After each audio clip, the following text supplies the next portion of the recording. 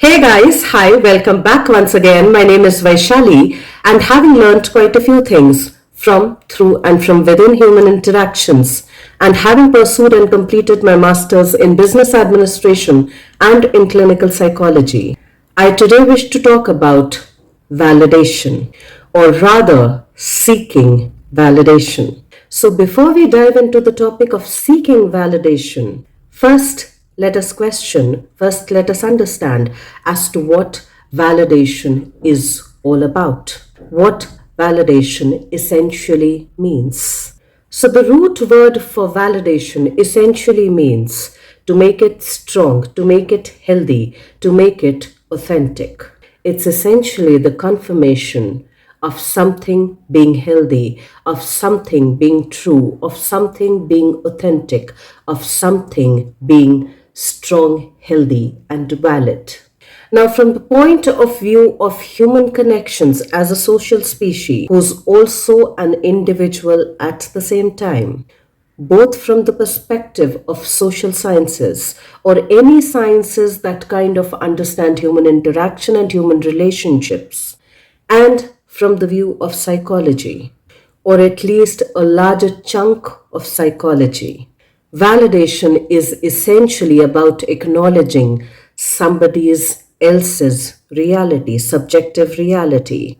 It is about understanding that from their circumstances and from their point of view, from their cultural, socio-economic, and developmental structure, their reality is equally true, as is mine, even if it is different. Now, it does not necessarily means that it needs to be justified, and yet to have an understanding that it has its own right of existence because it is somebody else's subjective reality. And today we might hear a lot of people telling us that we do not need external validation, that the only validation that we need is from ourselves, from I, me, myself. And yet, from my personal understanding, it's an amalgamation of these two factors. It's the bringing together of the relevance of both of these two factors. The two factors essentially being that we are innately a social species, and yet at the same time, we are an individual creature as well.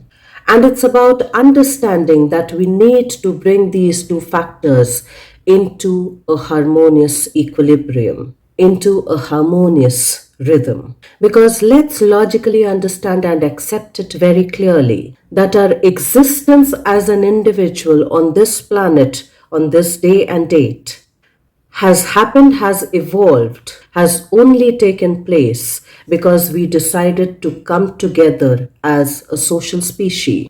For had we not done that, very likely our species would not have seen the light of the day, which started from wilderness, which started from the jungles, which started from the wild, which started in the strongest forces of nature, wherein we are not the strongest, the fastest of the species. We don't have the brilliant eyesight of the eagle. We are not the fastest, the strongest within the water kingdom and on the land or even in the air itself. We are not the biggest of the creatures in terms of our size.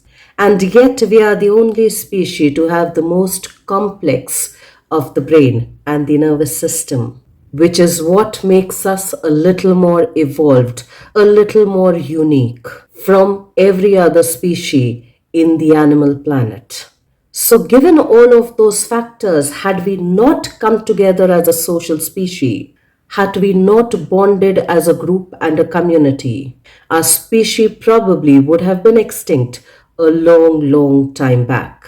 So, taking that into account and taking that into consideration, which of course has its merits and demerits, we do require a healthy amount of social validation, of external validation, as much as we need to validate our internal reality as well. And maybe many a times it may not be exactly 50-50, and yet it needs to be amalgamated. Yet it needs to be integrated.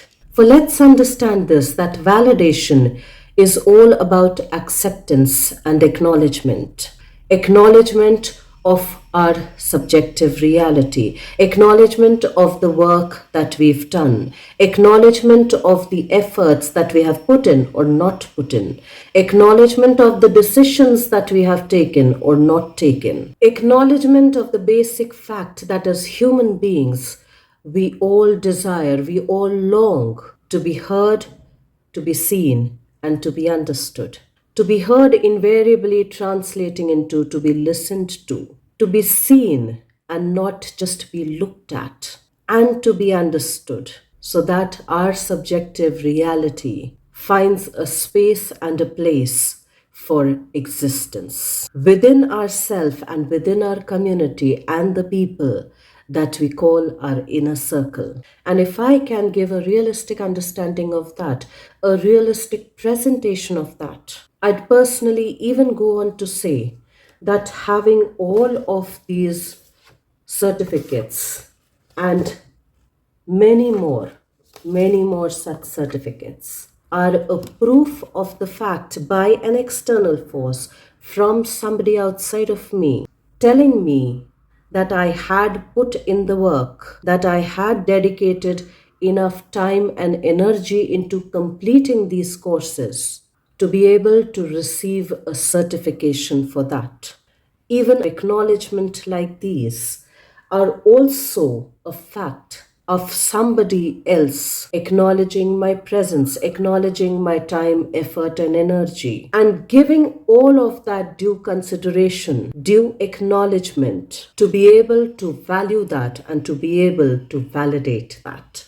Receiving a doctorate degree, receiving a doctor's degree, receiving a master's degree, receiving the award for the best actor by an entire industry, receiving an award for the best singer, receiving the award for the best dressed one, receiving the award for the best painter, receiving the award for the best literary work, having the recognition as the most circulated magazine or newspaper, as the most hardworking person, as the most smart working person, as the most eloquent speaker, as somebody who's been the best and the most consistent runner, as somebody who probably gives the wisest financial advices, as somebody who's a really good teacher, as somebody who's a real good fitness trainer, as somebody who's a real good dietitian, as somebody who's a real good counselor, as somebody who receives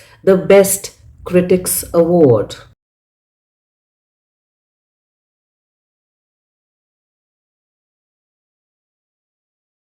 So that our subjective reality just doesn't find a space and a place for mere existence, but is valuable as well.